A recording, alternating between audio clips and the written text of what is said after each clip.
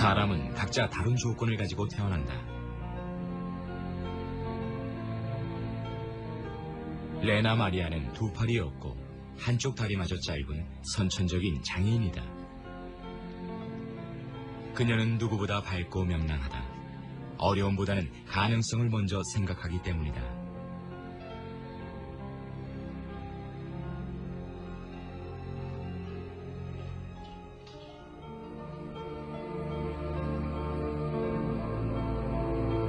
레나 마리아에게 장애는 문제가 되지 않는다. 장애가 오히려 자신을 더욱 성숙시켰다고 믿는다.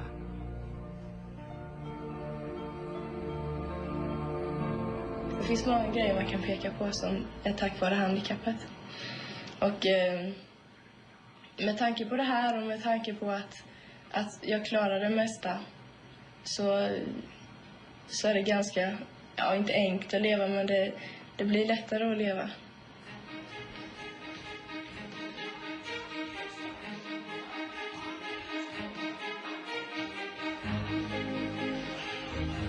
그녀는 삶을 즐기고 끊임없이 새로운 것에 도전한다.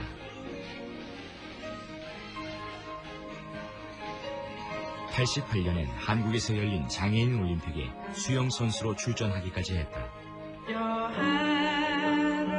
또한 레나 마리아는 가스펠 가수이기도 하다. 그녀는 노래를 통해 자신의 삶을 전한다.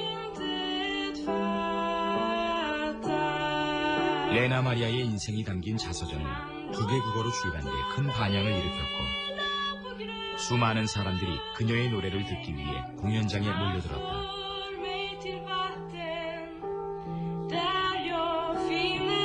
일본에서는 지난 92년부터 정기적으로 공연이 열리고 있고 음반은 물론 일본 작가들이 그녀에 대해 쓴 책도 3권이나 나왔다.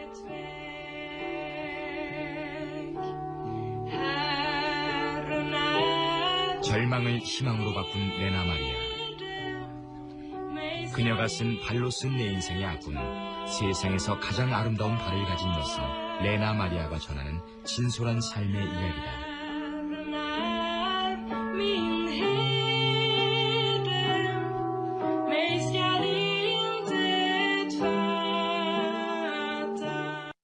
할렐루야. 이 영상을 보니까 참 여러 가지 마음에 와닿는 부분이 많네요. 믿음이라는 게 뭘까? 이 사람이 그런 모든 역경을 이겨낼 수 있었던 것은 자신 안에 또 있는 그리스도를 향한 믿음이고 자기도 할 수 있다라는 그런 부분이 아닐까라는 생각을 해보게 됩니다. 처음 보는 영상인데 우리 마음에 장애가 있는 건 아닌가. 우리는 저렇게 할 수 없는 부분들이 그런 의미에서 우리에게 육신뿐만 아니라 우리의 심리적인 영적인 장애를 또 죽음을 고치시기 위해서 오신 예수 그리스도를 이 아침에도 잠시 또 묵상해보게 됩니다. 이 시간에 우리 같이 기도하시고 벌써 2월 마지막 주인데 같이 예배 드리도록 하겠습니다. 같이 기도하십시다. 하나님 아버지 감사합니다. 주님, 이 아침에도 아버지 앞에 우리가 함께 모였습니다. 난 흠도 많고 또 허물로 죽었던 우리를 또 죄로 죽었던 우리를 주님이 오셔서 또 구원하시고 살려주셔서 감사하고 이렇게 새 생명을 얻은 존재로 하나님 앞에 그 거룩하신 보좌 앞에 휘장 사이에 가로막혀 있는 하나님이 아니라 이 모든 것을 찢으신 예수 그리스도, 그리고 우리 안에 거하신 그 예수 그리스도, 그분과의 친밀함을 또 맺을 수 있도록 그 은혜를 허락해 주셔서 감사합니다. 하나님, 이 아침에 우리의 눈을 열어주십시오. 우리의 귀를 열어주십시오. 우리 모든 감각이 하나님을 향하여 살아있을 수 있게 도와주시고, 그래서 우리 마음에 혹시나 레나 마리아와 같이 육신적인 장애는 아닌데 우리 마음 안에 혹시 장애가 있지 않나 다시 한번 살펴보고 있음을 고백하면서 하나님의 도우심을 구하는 저희가 될 수 있도록 주님 도와주옵소서. 아버지를 만나는 시간이기를 기도합니다. 우리가 만나는 게 아니라 하나님, 주님이 만나주셔야 되는 부분도 정말 지극히 있기 때문에 하나님 앞에 구하오니 우리의 예배와 기도, 또 찬양 예배와 기도, 또 말씀 위에 하나님이 역사하여 주옵소서. 모든 시간을 성령 하나님께서 친히 이끄시되 이 예배를 방해하는 모든 세력으로부터 주님이 친히 보호하시고 하나님이 이 시간을 다스려 주십시오. 감사하고 예수님의 이름으로 기도합니다. 아멘. 우리 이제 성막에 대해서 배우셨는데 그 순서에 따라서 한번 우리가 찬양도 한번 해보도록 하겠습니다.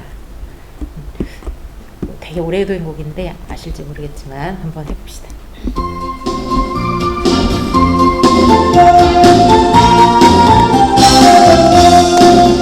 감사함으로 그 문에 들어가면 그의 궁전에 들어가 주께 감사드리며 그 이름을 송축할지어다.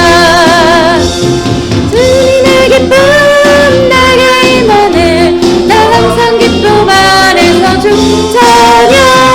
주님의 기쁨 내게 임하네 나 기쁜 찬송 주께 드리네. 다시 한번 감사함으로 그 문에 들어가면 그의 궁전 들어가 주께 감사드리며 그 이름을 송축할지어다.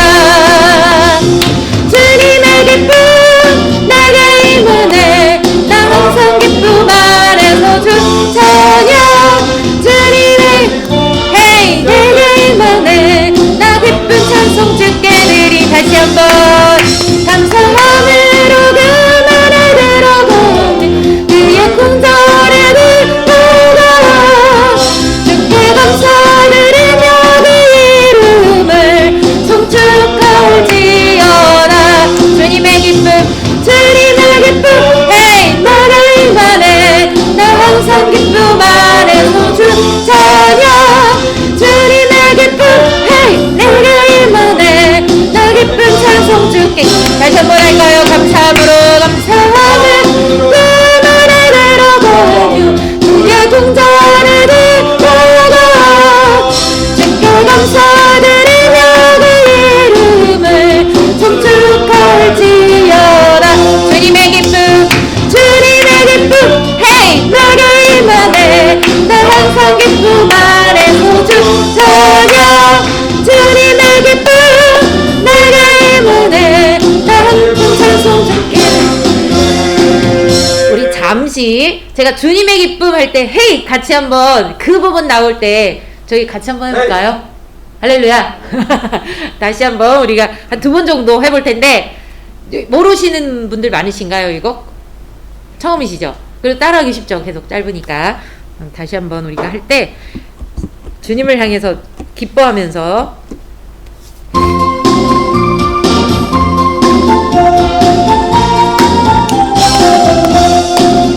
감사함으로 그 문에 들어가면 그의 궁전에 들어가 주께 감사드리며 그 이름을 송축할지어다. 주님의 기쁨 주님의 기쁨 헤이 내가 임하네 나 항상 기쁨 안에서 춤춰요. 주님의 기쁨 헤이 내가 임하네 나 기쁜 찬송 주께 드리네. 다시 한번 감사함으로 감사하며 그 문에 들어가며 그의 궁전에 들어가 주께 감사드리며 그 이름을 송축할지어다. 주님의 기쁨 주님의 기쁨 헤이 내가 임하네 아멘 그 기쁜 기쁨 안에서 춤춰요. 주님의 기쁨 헤이 내가 임하네 나 기쁜 찬송 주께 드리네.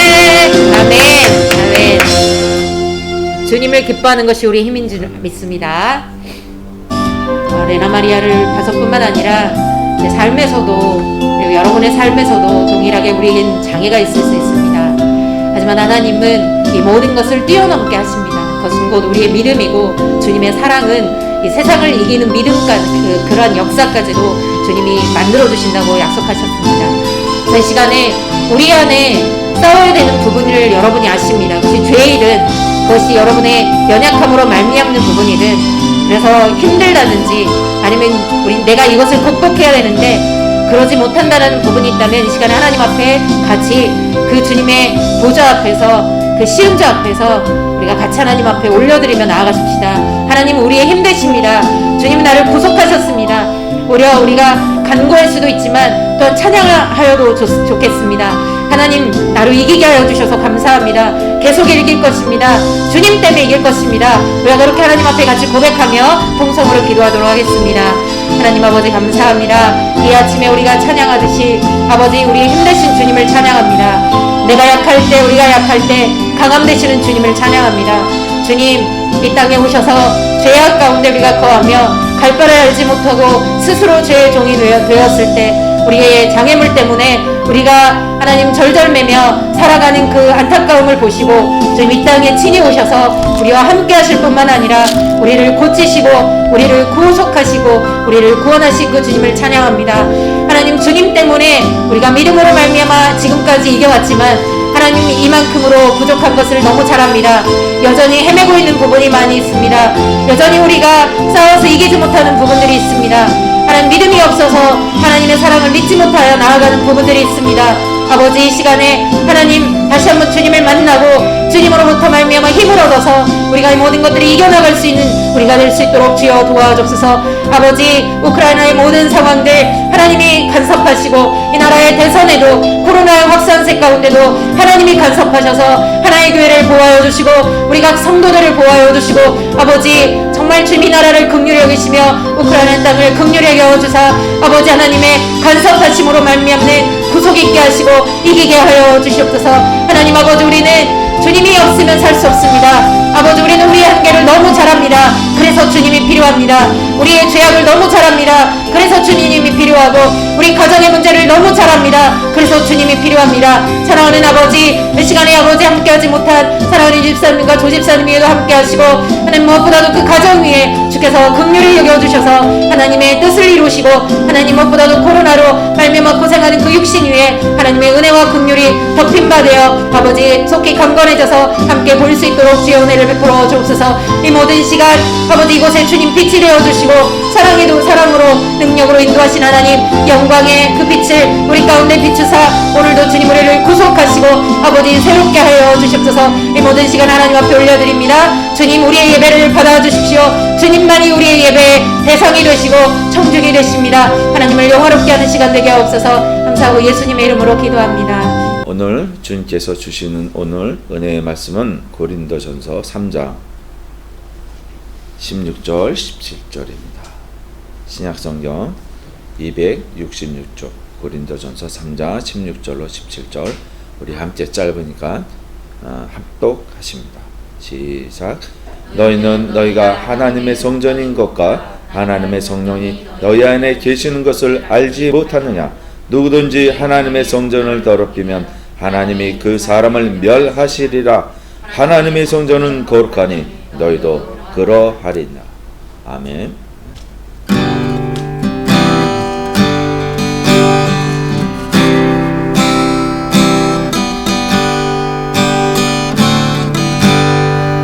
내 영혼이 은총으로 주안되지 못고 오니 슬픔만은 이 세상도 천국으로 가도다.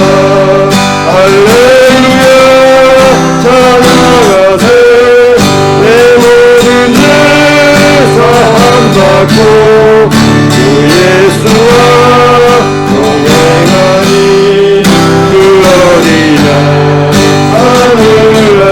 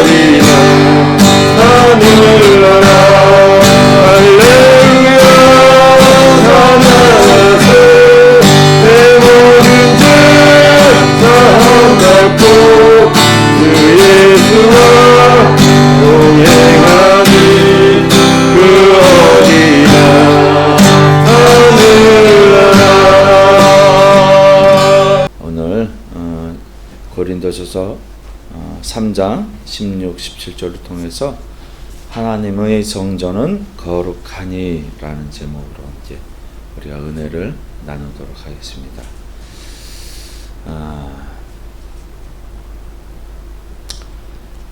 우리 아까 이제 우리 선교사님 말씀하셨듯이 조주 집사님하고 우리 유 집사님 지금 이제 질병으로 고통당하고 있는데 항상 우리 식기도 할 때 잊지 말고 꼭 기도해 주세요. 이 두 분을 위해서.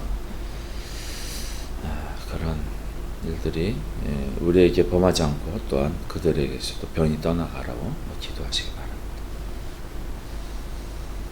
바랍니다. 지난 주일에 또 이제 우리 성막에 대해서 이야기했어요. 그래서 그 성막이 하나님의 거룩한 임재의 처소라는 것, 우리가 살아가는 그런 장막 층곳 가운데에 임재의 처소로 계시는 이제 성막이에요. 우리의 육신 가운데 마음의 가운데 계시는 분이 바로 하나님의 처소다, 이렇게 생각하시면 됩니다. 그래서 그 성막에서 이제 성전으로 가잖아요. 지금 이 성막이 보여지는 성막에 하나님의 임재가 구름 기둥이 임해 있어요. 그죠? 구름 기둥이 임해 있는 걸 볼 수가 있습니다. 이게 출애굽 후에 강야 땅에서 이렇게 머물고 있을 때에 이렇게 하나님의 임재가 그 성막 가운데서 구름이 내려오시는 거예요. 하늘에서 구름이 내려와서 보호해 주시는 거죠. 그런데 진행할 때는 이 모든 기물들을 이 보이시는 이 하얀 천이나 또 이제 저기 성막에 덮고 있는 이런 해달 가죽이나 또는 순양의 피로 적신 붉은 가죽, 그것과 천으로 된 걸로 싸요. 물두멍만 싸지를 않는다, 이렇게 보셨잖아요. 이제 그것이 왜 그러냐면 이 물두멍이, 자 보세요, 여기 번제단이 있죠, 그죠? 번제단이 있을 때 우리 오늘 찬양을 했어요. 보혈을 지난 찬양. 그 어린 양 예수가 죽임당했어요. 찬양합니다. 호산나 호산나. 왜냐하면 그 문에 들어가서, 그 문으로 들어가서 어린 양 보좌에 어린 양에게 우리의 죄를 전가하고 우리 죄를 가져가시고 그 어린 양이 완전히 다 육체가 태워집니다. 성자 예수님의 육신이 다 태워져 버려. 그래서 여기서 올라가는 것이 뭐예요? 향기예요. 향기로운 향기라고 그랬어요. 하나님의 거룩한 향기가 올라간다고 그랬어요. 이 향이 올려지면서 예수님이 십자가에 죽으셨어요. 그죠? 죽으시고 그 다음에 어떻게 해요? 육신은 없어지신 거예요. 죽으셨으니까. 근데 동굴 속에 갇혀지셨죠? 완전히 썩어지기 전에. 자, 그런데 그것을 무엇을 뜻하냐면 우리의 육체적 욕망 완전히 죽이는 거예요. 그래서 성자 예수님의 몸, 그분의 몸이 죽으신 거예요. 그래서 그분의 영이 올라갑니다. 육신을 태우신 그분의 영, 성자 예수님의 영이에요. 성령이 아니. 왜 구분을 짓냐면 이때에 올라가신 주님의 영이지 하나님과 함께하는 영은 아니에요. 그런데 이해가 안 되죠. 각자의 성부와 성자와 성령님께서 따로 보이게 되는 거죠. 성자의 몸은 태워주시고 성령께서 예수님의 영이 올라가십니다. 그래서 우리는 뭐예요? 그 피로 보혈을 지나서 어디를 가느냐면 물두멍 앞으로 나아가는 것, 제사장이. 거기에 생명이 담겨 있어요. 육체를 버린 생명, 이 땅에 살아가는 우리에게 육체를 버린 생명, 피에 있단 말이에요. 육체의 욕심을 버린 피, 순결한 피, 그것을 보혈이라, 은혜의 피라고 말씀하시는 거죠. 그래서 그 은혜의 피로 인해서 우리가 담대히 지나가지 못할 텐데 담대히 지나갑니다. 그때 예수님께서 부활하셔서 예수님의 영이 물로 임하시는 거예요. 그래서 우리가 지금 살아가고 있는 물두멍에서 씻는 거예요. 자범죄를 씻고 주님과 교제하면서 계속 씻는 거예요. 모욕을 하는 것이 아니라 우리의 죄를 매일매일 고백하는 거예요. 그래서 제사장이 이제 휘장을 걷고 성소에 들어갑니다. 거기서도 똑같이 성부 하나님과 성자 하나님과 성령 하나님의 상장하는 기물들이 있어요. 떡이 진설병이 오른쪽에 놓여져 있고, 그죠? 왼쪽에 등대가 있습니다. 기름 등대가 있어요. 그리고 그 지성소 앞에 금향단, 분향단이 있어요. 그 분향단, 이 안에 있는 분향단은 요 제단의 불로만 쓰게 되어 있어요. 이 불이 어떻게 내려졌냐? 하나님께서 불을 내려주신 거예요. 이 세상의 불이 아니에요. 성령의 불이에요. 이해되시죠? 성령의 불은 우리 죄를 태우시는 불이에요. 성령의 불이 능력의 불이다. 은사의 불이다.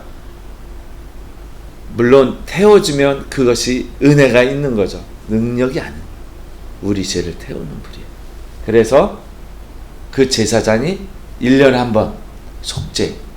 그런데 1년에 한 번이 아니라 매일매일 매 시간 몇 초마다 하나님과 교제할 수 있는 길을 주님이 열어놓으신 거예요. 이 가운데 휘장을 찢으시고, 그죠? 지성소에 들어가서 지성소에서 거룩한 보좌, 쉬운 자, 은혜의 자리에 들어가는 거예요. 그분의 성품이 십자면과 말씀과 능력의 지팡이, 능력과 만나항아리, 그죠? 십계명을 주신 성부 하나님과 성령 하나님의 능력과 예수님 성자의 몸 먹는 양식이 거기에 하나님의 속성도 똑같이 있는 거예요. 그래서 성령, 성자, 성부 삼위일체 하나님이 되신 거예요. 이 성막이 가나안 땅 들어가기 전까지 계속 이렇게 머물러 있을 때는 이렇게 성막을, 그리고 진행할 때는 거두는 거예요. 그래서 몇 번 이렇게 거주했는지는 잘 기록되지 않아요. 얼마만큼 그 성막이 멈춰서 거주되었는지. 그래서 이 모든 불들은 꺼트리면 안 돼요. 물도 마찬가지로 계속 매일매일 성령의 불도 꺼지지 않아야 되고, 하나님의 불이 꺼지지 않아야 되고, 물도 항상 우리 일상 속에서 계속 만나는 거야. 네. 이 전체가 우리가 사는 이 육신 가운데 있어서 요 성막이 마음판이다 이야기할 수 있는 거예요. 자, 볼까요? 또 이것은 무엇일까요? 이것은 첫 번째 세워진 솔로몬 성전이에요. 예. 제가 이제 고증을 통해서 지금 인터넷에서 나왔는 게 뭐 이것이 솔로몬 성전이다, 이게 수르바벨 성전이다, 이것이 뭐 헤롯 성전이다 그러는데 다 똑같이 이렇게 막 그 모형을 만들어 놨어요. 근데 다 그게 잘못된 것들이 너무 많아요. 그러니까 솔로몬 성전의 원형은 뭐냐면, 이거는 지금 조금 전에 성막 보셨죠? 이 성막에 딱 정확하게 2배예요. 2배. 솔로몬 성전 이해되시죠? 딱 2배예요. 요 물도문이 있고 번제단이 있고, 여기서 번제 드리고 물도문에서 있고 이제 들어가는 거죠. 요게 솔로몬 성전이에요. 제일 성전이라고 합니다. 솔로몬 성전의 그 안에는 똑같이 이렇게 성소와 지성소로 구분되어져 있는 거예요. 그죠? 솔로몬 성전은 370년 동안 예배를 드렸다고 그래요. 그리고 바벨론 느부갓네살에 의해서 파괴됩니다. 그래서 전부 다 바벨론의 포로로 붙잡혀가요. 이스라엘 백성. 하나님이 우리에게서 떠난 거예요. 근데 하나님이 떠난 게 아니고 우리가 하나님을 떠내보내니까 우리가 종살이 한 거예요. 이스라엘 백성이 다시 애굽으로 돌아가지고 애굽이 아닌 바벨론 땅의 종살이가 된 거예요. 다시 애굽에서 왔는데 하나님을 쫓지 않으니까 바벨론의 종살이가 한 거예요. 이거는 어떤 성전일까요? 제2성전 수르바벨 성전. 이 모형이 거의 맞아요. 제가 드리는 그림이. 수르바벨 성전은 바벨론에서 종살이 했는데 그게 페르시아에 멸망당해요. 예. 그래서 멸망당했을 때 나중에 고레스 왕이 이스라엘 백성에게 명령해서 너네 돌아가서 너네 하나님 성전을 다시 재건하라 명령을 보내. 그래서 이스라엘이 복귀하는 과정 중에 수르바벨에 의해서 건축이 됩니다. 이 성전이요. 이후에 느헤미야를 통해서 성벽이 또한 건축이 되고요. BC 167년 시리아 왕에 의해서 안티오쿠스라고 하는 안티파네스라고 하는 사람에 의해서 왕에 의해서 파괴가 돼요. 그래서 그것을 안티파네스와 전쟁하기 위해서 마카비 전쟁이라고 그 마카비 왕조 그 안티오쿠스 파네스를 통해서 전쟁을 하는 거예요. 유대인들이. 그 전쟁을 하는데 죽으면 죽으리라. 끝까지 항전을 전멸당합니다. 유대민족. 근데 3년 후에 그것을 다시 이 수르바벨 성전을 다시 되찾아요. 그래서 다시 한번 청소를 하게 돼요. 성벽을 재건한 게 아니라 그 어지러워졌고 더럽혀져 있는 성전을 청소를 하게 되는 것이죠. 그래서 그 성전을 탈환 후에 그렇게 성전을 다시 청소를 하지만 그 후에 3년 후에 BC 164년에 다시 어떻게 폼페이우스에 의해서 파괴가 됩니다. 그 로마 총독에 의해서 파괴가 돼서 이제 이 성전이 또 완전히 허물어져 버립니다. 완전히 없어지는 게 아니라 허물어져 있는 거예요. 사용하지 못하다. 그래서 다시 그 성전을 재건하지를 못한 거예요. 그런데 언제 재건을 했느냐? 이거를 봐야 돼요.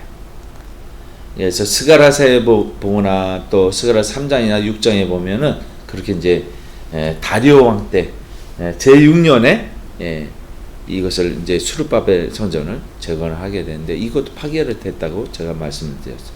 그 과정 속에서 얼마나 많은 이스라엘 백성들이 통곡의 눈물을 뿌렸겠어요. 근데 그들이 다시 재건하지 못하는데 그 재건했던 사람이 누구냐면 헤롯이에요. 그 전에 있던 그 수르바벨 솔로몬 성전보다 더 크고 웅장해. 이 성곽 담벽을 높게 쌓아놔요. 엄청나게 크게. 그게 헤롯이에요. 이 헤롯 성전, 이것은 제3성전이라고 하지 않고 기존에 있던 허물어져 있는 수르바벨 성전을 중축하고 보수해서 그것을 다시 세우는 거예요. 그래서 이걸 제3성전이라고 하지 않아요. 어떤 사람은 제3성전이다 이렇게 얘기를 하는데, 지금 이스라엘 백성들은, 현재 이스라엘 백성들은 성전을 다시 지으려고 해요. 그래서 다시 짓는 성전을 제3성전이라고. 그때 주님이 다시 오신다고 그랬어요. 그러니까 이 거대하게 헤롯은 누구예요? 에돔 족속이에요. 에서, 야곱의 형 에서의 후손이에요. 이때 예수님이 활동하신 거죠. 더 자세히 들여다보는 거예요. 요거는 성막, 이게 성막인 거예요. 이거는 헤롯이 더 크게 지었던 거죠. 그래서 똑같이 주적에 따라서 더 크게 지었어요.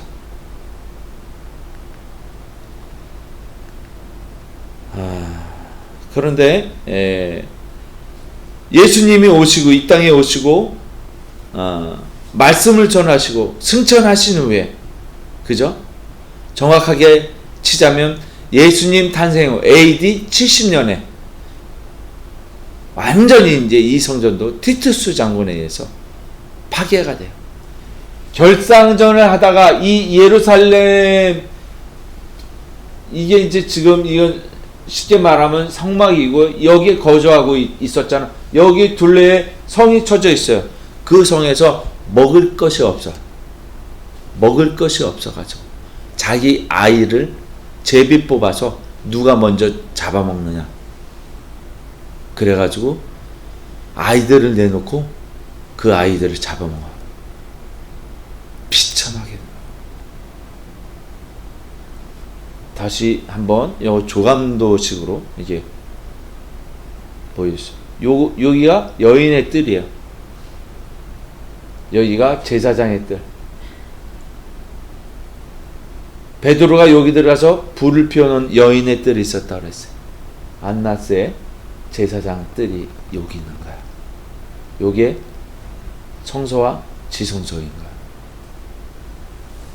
그리고 마귀에게 시험을 예수님이 당하는 이 성전 꼭대기가 바로 여기를 말하는 거야. 아시겠죠?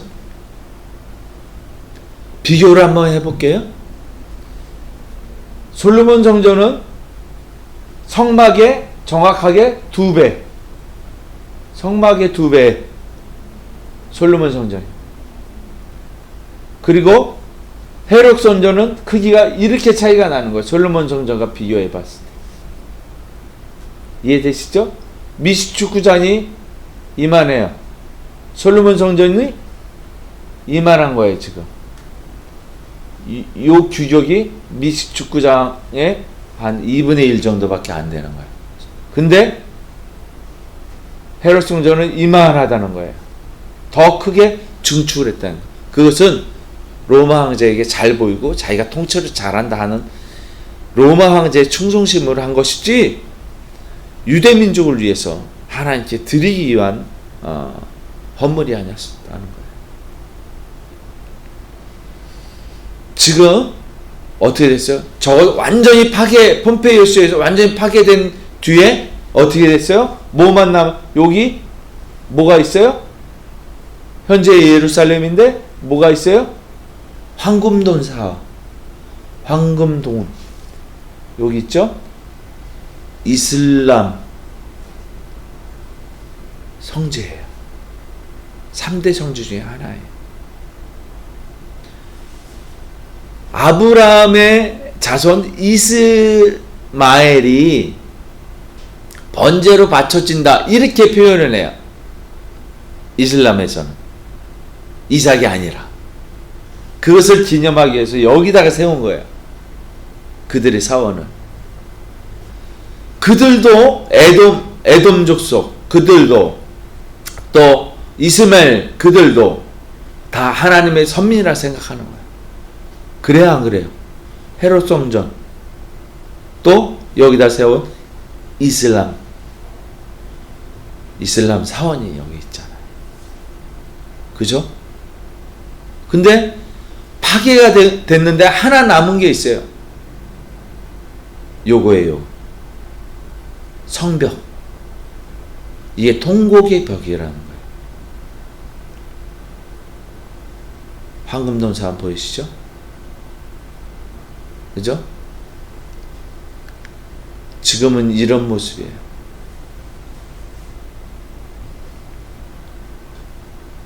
이게 어떤 거예요?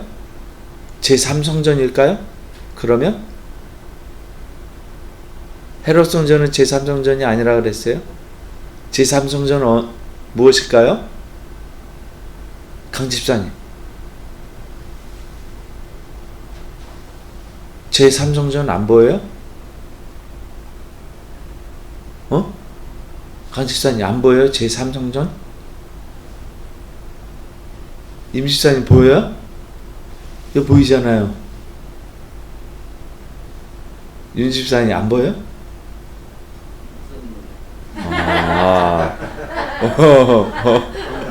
정답. 왜 정답을 얘기를 안 하나 그랬어요? 우리예요. 뭐라고 써 있어요? 오늘 본문. 너희가 하나님의 성전인 것과 하나님의 성령이 너희 안에 계시는 것을 알지 못하느냐. 오늘 본문 읽은 거예요.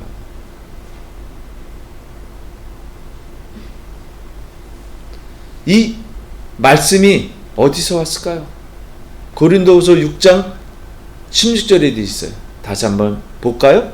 하나님의 성전과 우상이 어찌 일치가 되리요? 우리는 살아계신 하나님의 성전이라.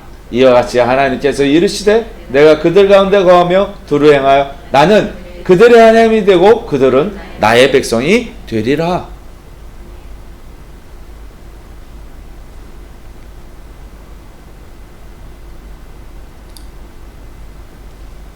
하나님의 성전, 나의 백성, 이거 들어보지 않았어요? 나는 그들의 하나님이 되고 그들은 나의 백성이 되리라. 어디에 있을까요? 바울이 괜히 이 말을 썼을까요? 출애굽기 19장에 있어요. 읽어볼까요? 너희가 내게 대하여 제사장 나라가 되며 거룩한 백성이 되리라. 너는 이 말을 이스라엘에 그 예전에 성막 지을 때부터 신의 산에서 말씀하신 거예요.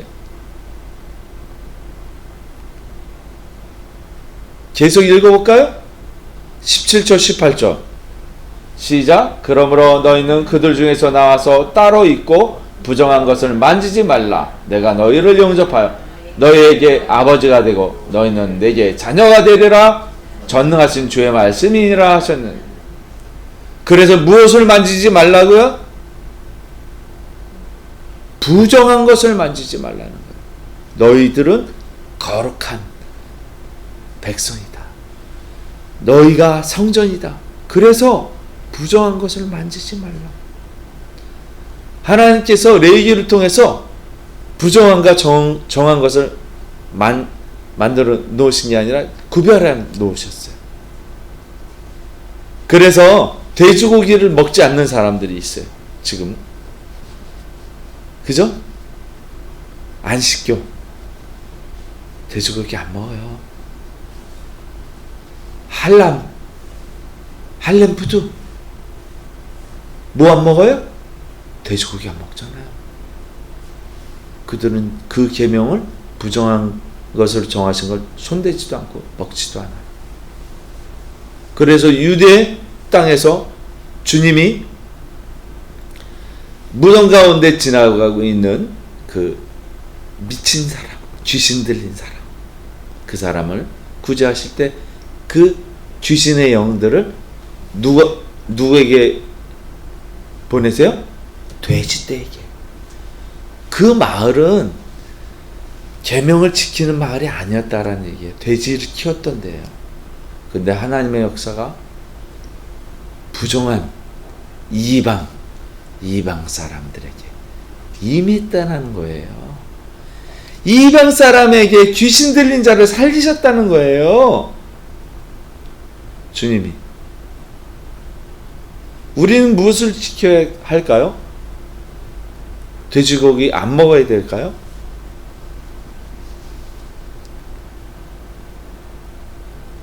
베드로전서 1장 16절에 이렇게 쓰여져 있습니다.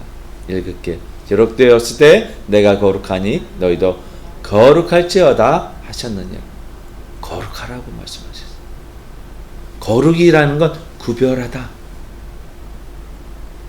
부정한 것과 정한 것을 구별하는 거예요. 그래서 부정한 것을 만지지 말라고 하신 거예요.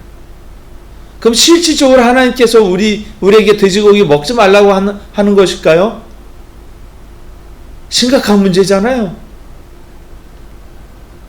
레위기 11장 44절에 이 말씀이 있습니다. 읽습니다. 시작. 나는 여호와 너희 하나님이라. 내가 거룩하니 너희도 몸을 구별하여 거룩하게 하고 땅에 기는 집짐승으로 말미암아 스스로 더럽히지 말라.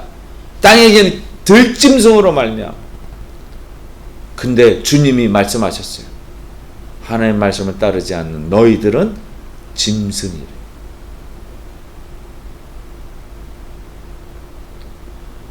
조금씩 풀리나요? 주님이 왜 이 말씀하셨어요? 하나님의 말씀에 순종하지 않는 자는 짐승이에요. 그럼 너희 스스로가 짐승이 되는 거예요. 부정해지는 거예요. 성전이 안 되는 거예요. 그래요? 맞아요? 또 한번 볼까요? 17절에 계속 있습니다. 시작. 외모로 보시지 않고 각 사람의 행위대로 심판하시는 이를 너희가 아버지라 부른즉 너희가 나그네로 있을 때를 두려움으로 지내라. 지금 이 세상은 우리가 어떻게 해요? 구원 받았다 못 받았다 이 상태가 아닌 천국의 가나안 땅에 들어가지 못하는 광야 땅의 나그네예요. 그래서 광야 교회 지금 우린 나그네예요. 그러나 우리 가운데 누가 계세요? 하나님이 계십니다. 계속해서 읽어볼까요? 18절 19절 시작. 너희가 알거니와 너희 조상이 물려준 헛된 행실에서 대속함을 받은 것은 음이나 금같이 없어질 것으로 된 것이 아니요 오직 흠없고 점없는 어린 양 같은 그리스도의 보배로운 피로 된 것이니. 나그네를 살면서 우리가 왜 보배로운 피? 진행하다가 성막이 다시 세워져야 됩니다. 우리 가운데 인생을 살면서 다시 성막이 세워져야 돼요. 왜? 생명의 피를 드려야 되기 때문에. 우리 가운데 피가, 예수의 피가 묻혀져야 되기 때문에. 우린 부정한 사람들이에요. 그러나 거룩해져서 들어가는 것이 아니라 피로 묻혀지는 거예요. 구별해야 됩니다. 구별하는 것은 우리가 눈으로 보는 것들, 어떻게 행실을 해야 되는 것들이에요. 분명히 베드로 전서는 이렇게 이야기하고 있는 거예요.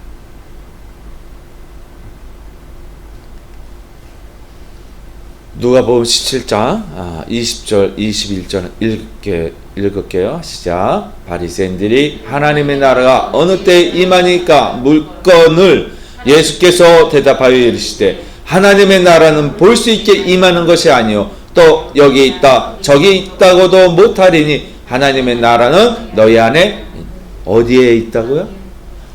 우리 안에 있대요. 할렐루야. 그래서 길을 열어놓으신 거예요. 할렐루야. 얼마나 감사해요. 여러분 기쁘시죠? 저도 기쁩니다. 강집사님 안 기쁜가 봐요? 기쁘세요? 아멘? 윤 집사님 어떠세요? 임 집사님은? 권사님은? 할렐루야. 청교사님? 네. 할렐루야, 할렐루야. 하나님을 찬양합니다. 우리 안에 계시대요. 얼마나 감사할지 몰라요. 그 매일매일 주님의 성소 안에 들어가세요. 우리 마음판 안으로 들어가세요. 거기서는 거짓도 없어요. 부정한 것 들어갈 수가 없어요. 우리가 부정하면 우리 마음 안으로 들어갈 수가 없는 거예요. 주님은 그렇게 말씀하신 거예요. 주여, 우리를 그래서 정직케 하여 주시옵소서. 매일매일 고백하는 거예요. 우리 마음판 안으로 들어가기 위해서, 그 가운데 자정하고 계신 은혜의 보좌 안에 들어가기 위해서. 할렐루야. 디모데전서 4장 시작. 하나님께서 지으신 모든 것이 선함에 감사함으로 받으면 버릴 것이 없나니 하나님의 말씀과 기도로 어떻게 거룩하여진다고요? 아, 할렐루야. 열쇠를 찾았어요. 예. 말씀과 기도로 거룩하여진대요. 구별되어진 우리 마음판 안에 말씀과 기도로 하면 거룩하여진대요. 기억하세요. 주님이 너무 자세하게 저희들에게 주시는 말씀. 디모데전서 4장 5절 말씀이에요. 하나님의 말씀과 기도로 거룩하여진다.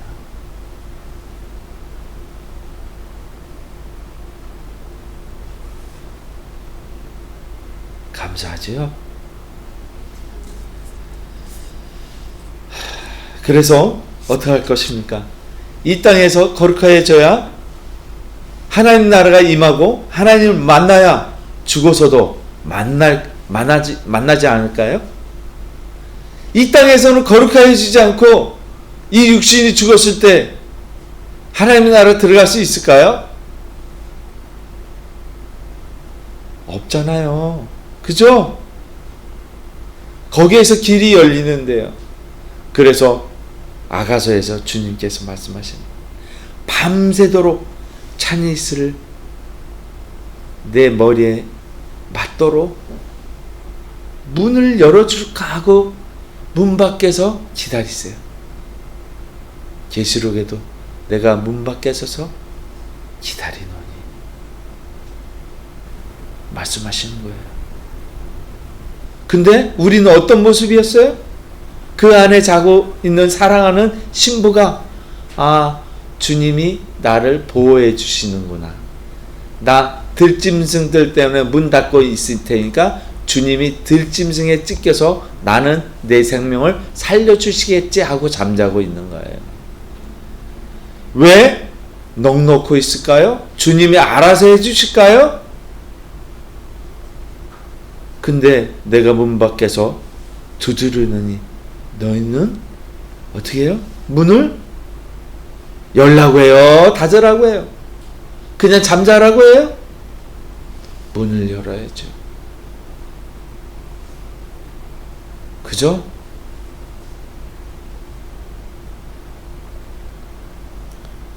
계시록 11장에서 볼게요. 시작. 일곱째 천사가 나팔을 불매 하늘에 큰 음성들이 나서 이르되 세상 나라가 우리 주와 그의 그리스도의 나라가 되어 그가 세세토록 왕노릇 하시리로다.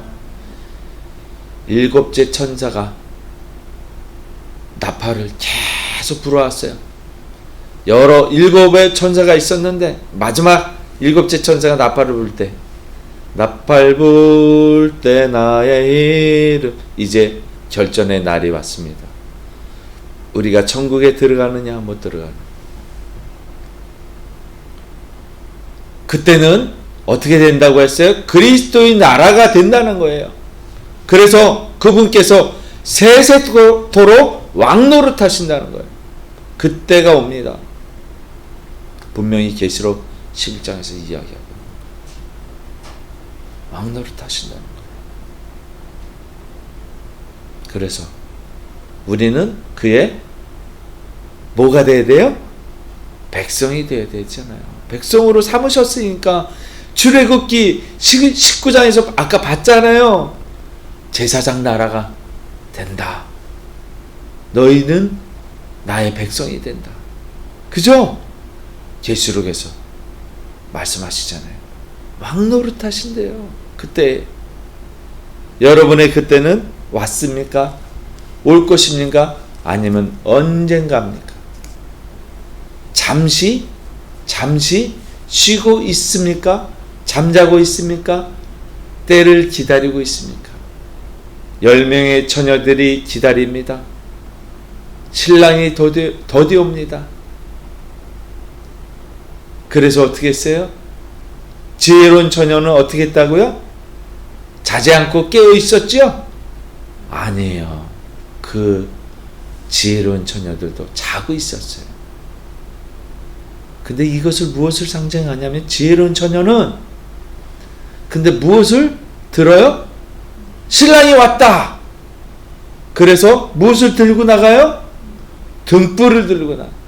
지혜롭지 않은 처녀도 등불을 들고 나가려고 하는데 기름이 없어요. 지혜로운 처녀들은 기름을 준비했어요. 우리가 때를 기다리는 게 아니에요. 기름을 항상 가득 풀로 만땅으로 채우세요. 그래야 차가 갑니다. 우리가 천국으로 어떻게 가요? 차 타고 가요. 그 차가 누구예요? 예수님이에요. 예수님. 성령님이에요. 이해되시죠? 얼마나 감사한지 몰라요. 주님께서 이 세상에 펼쳐놓으신 그 비밀들이 너무너무 기가 막히죠. 그죠? 성령 기름 준비하세요. 거룩하여 지세요. 이거밖에 없습니다. 말씀과 기도로 성령 충만함으로 그때는 아들도 모른대요. 근데 왜 그때를 계수하고 있어요? 조금 더디 오실 거야. 아니야. 뭐 내일 올 거야. 아니야. 서울역에 모여라. 우리 어떻게 하자? 휴거하자.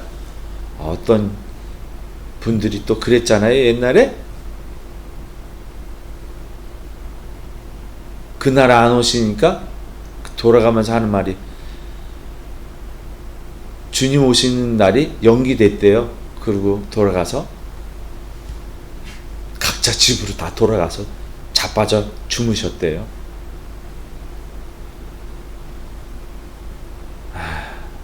우리가 그러고 있는 거예요. 사실은.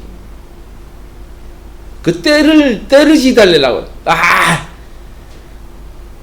그때가 찬스야.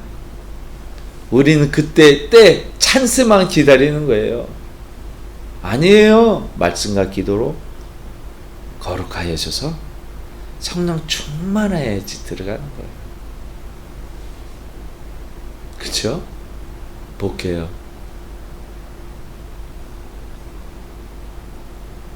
계시록 11장 19절 시작. 이에 하늘에 있는 하나님의 성전이 열리니 성전 안에 하나님의 언약궤가 보이며 또 번개와 음성들과 우레와 지진과 큰 우박이 있더라. 성전이 이제 어디에 있어요? 우리 마음에 있는데 지금 계시록 11장 19절에서 어디에 있는 성전이요? 하나님의 성전? 하늘에 있는 우리 마음에 성전이 지상에 있는 성전이 하늘에 있는 성전이 열려서 이 성전이 올라가는 거예요. 우리 마음에 거룩한가? 말씀과 기도로 우리의 영이 하나님의 성전에 올라가는 거예요. 계시록에 분명히 써 있잖아요. 그죠?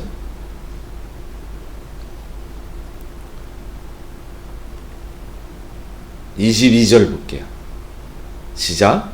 성 안에서 내가 성전을 보지 못하였으니 이는 주 하나님 곧 전능하신 이와 및 어린 양이 그 성전이십니다. 우리가 그 성전이라고 그랬는데 하나님 예수님이 성전이시래요. 우리 교회 이름이 뭐예요? 하나의 교회. 에덴 동산으로 하나 되는 거예요. 그곳으로 가서 하나 된다는 건 뭐예요? 이제 우리와 하나님이 떨어질 수 없는 끈으로 연결된다는 거예요. 예수 그리스도는 머리시니 우리는 그의 몸이라 함께 지어져 가느니라. 그죠? 우리가 성전 하나로 끝나는 게 아니라 그 성전들이 모여서 우리 마음에 있는 성전들이 모여서 하나님께 올려져 갈 때 계속 지어져 가는 거예요. 그래서 아직 눈에 보이지 않지만 전국에 티켓이 지어지는 거예요.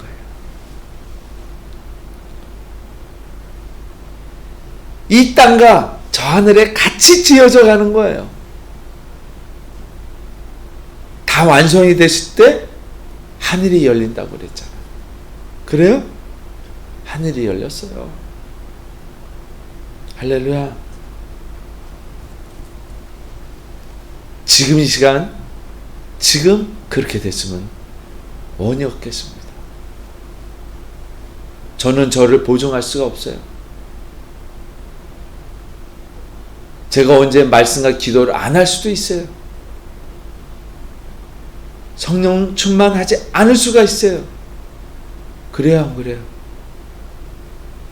그래서 넘어질까 두려워하라고 바울은 이야기합니다. 너희들은 구원에서 넘어질까 두려워하고 염려하고 걱정하지 말고 열심히 달려가라는 거예요. 그래서 내가 구원의 생명 면류관을 위해서 내가 달려가노라 라고 바울은 말하고 있습니다. 저 여러분 이 시간 그로 하늘에서 성전이 열리고 하늘이 열리고 그래서 그 성전에 같이 지어가는 복된 하나님의 성전, 하나님의 몸, 그런 분들이 되시길 주님의 이름으로 축원하겠습니다. 기도하십니다. 아버지 하나님, 우리가 세상의 영을 받지 않고 오직 하나님으로부터 온 영을 받았다라고 말씀하신 하나님, 이 모든 것들이 하나님께서 우리에게 은혜로 주신 것을 고백합니다. 아버지, 우리가 육에 속한 사람이나 하나님의 성령의 일을 받는 사람, 그래서 아무에게도 판단을 받지 아니한다고 말씀하셨으니 그것은 곧 우리에게 이미 심판이 임하셨음을 말씀하고 계시는 것입니다. 주여, 성령께서 이 모든 것들을 우리에게 보이시고 이런 하나님의 깊은 곳까지 통달하게 하여 주신 주님을 찬양합니다. 아버지 하나님, 하나님의 성전에 거룩하게 거하시는 주님 가운데 거하는 저희들 될 수 있도록 우리 마음밭을 거룩하게 하나님의 말씀과 기도로 기경케 하여 주시며 이 세상 사람들에게 성령의 불을 밝혀서 빛이 되시는 하나님의 말씀을 전하고 향기를 나타나게 하여 주시옵소서. 우리의 모든 죄를 번제로 태워져 주님께 올리는 기도의 향기가 되게 하여 주시옵소서. 주여, 생명의 면류관을 주심을 찬송하게 하여 주시옵소서. 오로지 거룩하신 주님께 감사드리며 주 예수 그리스도 이름으로 기도합니다. 아멘.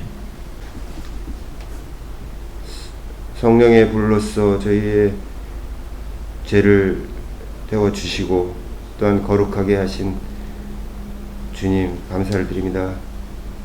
저희 마음의 성전을 거룩하게 하고 주님을 만나고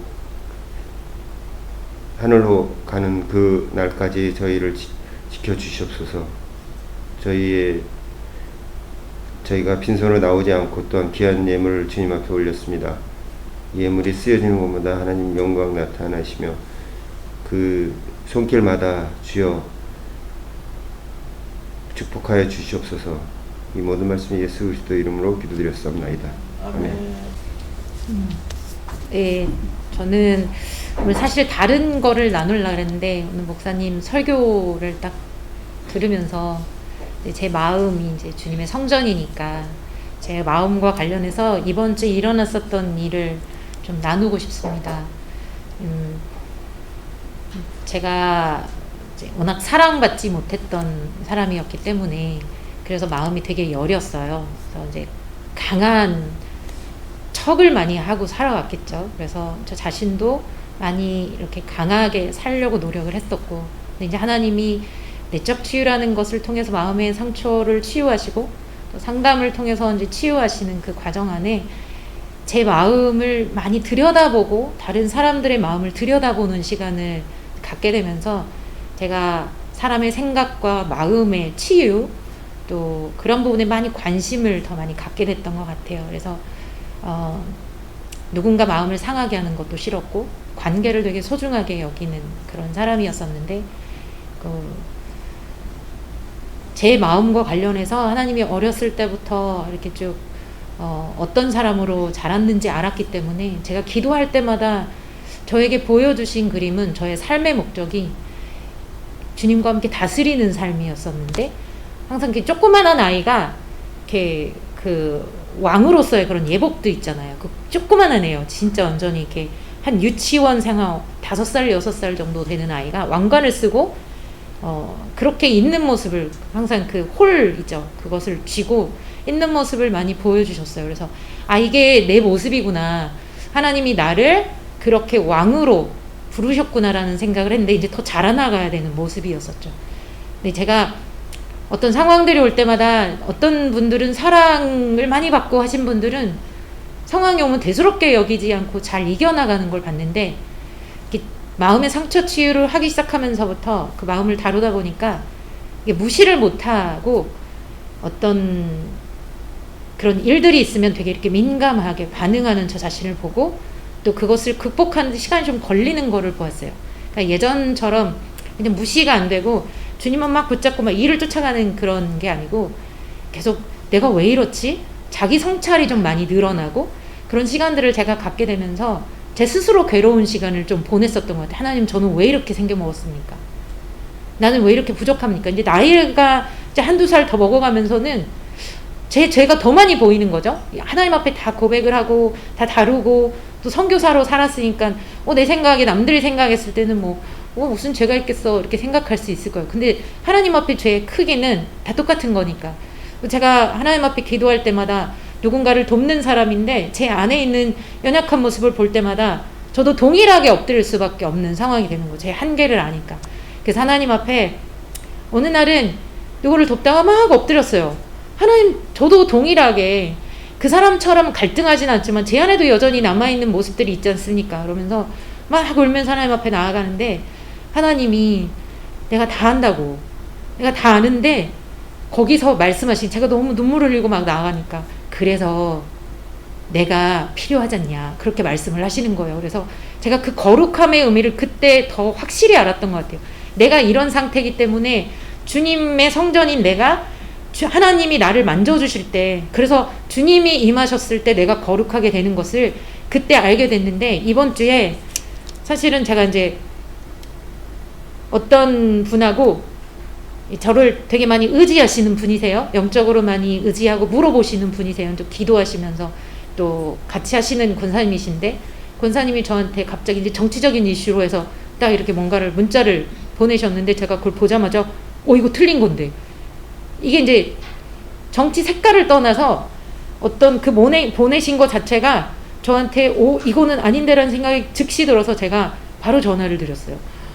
권사님, 이 사람 목사님의 이 세계관, 성경적인 세계관 자체가 잘못됐다. 기사를 보고 이거는 아니다라는 걸 분명히 제가 말씀을 드리려고 했는데 이제 그 부분에서 화가 나신 거예요. 그래서 저한테 막 화를 한 번도, 조금씩 제가 이분이 분노가 있으시구나라는 거를 알긴 알았지만 그렇게 화를 내시는 건 저는 처음 봤어요. 저희가 사이가 사실 좋고 이제 좀 의존은 아니지만 항상 저한테 이렇게 질문하시면서 물어보시는 그런 분이었기 때문에 제가 이것도 또 말씀을 드려야 되겠다는 생각이 딱 들었는데 이렇게 반응할 줄 몰랐죠. 그래서 사실 충격이었는데 목사님 거기서 계속 말렸어요. 하지 말아라.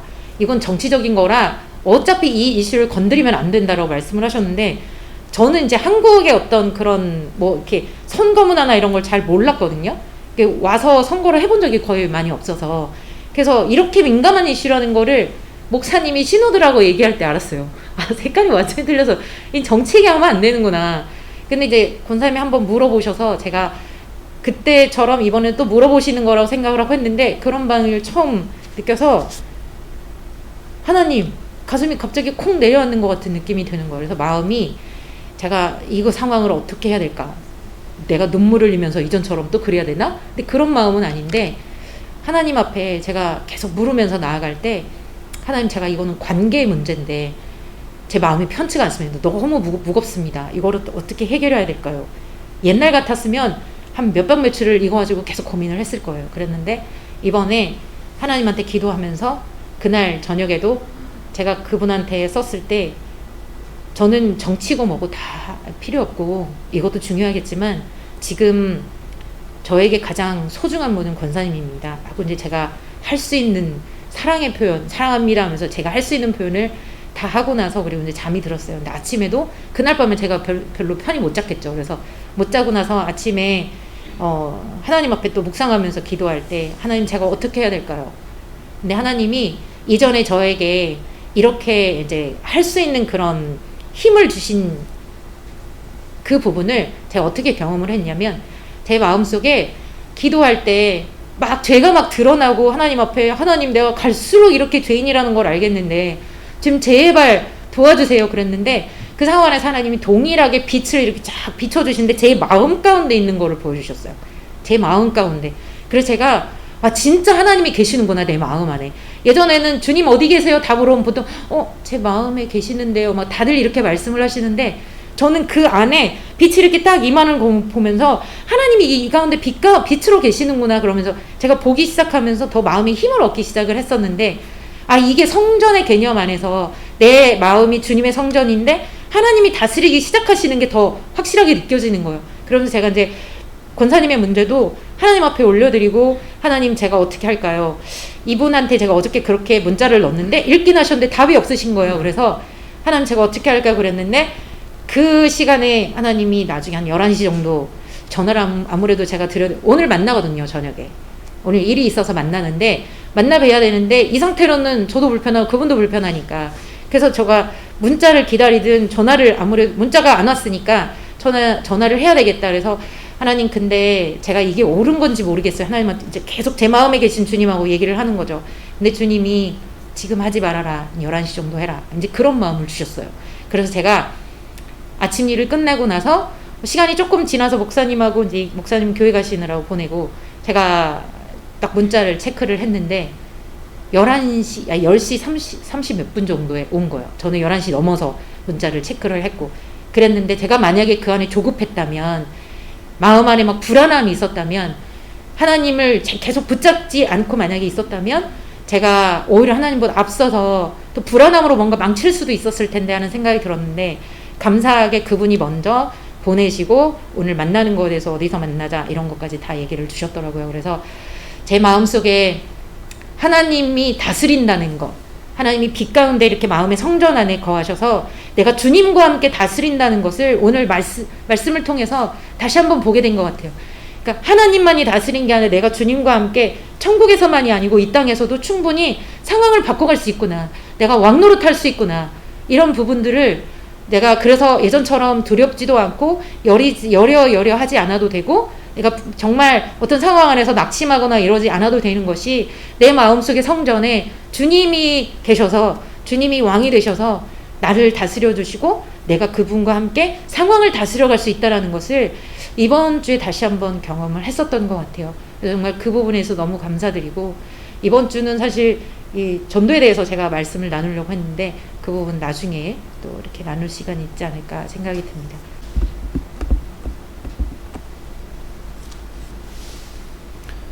지금은 우리 주 예수 그리스도의 무한하신 사랑과 하나님의 지극하시고 크신 사랑과